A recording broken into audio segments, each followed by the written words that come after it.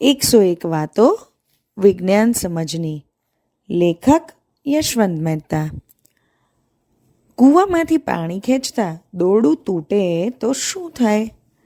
આપણે કૂવામાંથી પાણી ખેંચતા હોઈએ અને અચાનક દોરડું તૂટી જાય તો શું થાય? ડોલ કે ઘડો કૂવામાં પડે છે એ તો ઠીક, પણ આપણે પોતે પાછા ધકેલાઈએ છીએ. ઘણીવાર પડી પણ જઈએ છીએ. આમ બનવાનું કારણ શું? વાત એમ છે કે આપણે દોરડું ખેંચીએ છીએ ત્યારે દોરડાને છેડે લટકતું વજન આપણને એની તરફ ખેંચે છે.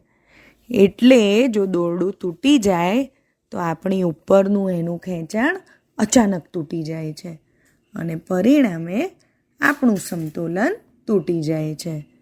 જો એ વેળા આપણે સમતોલન જાળવી ના શકીએ તો ગબડી પણ પડીએ.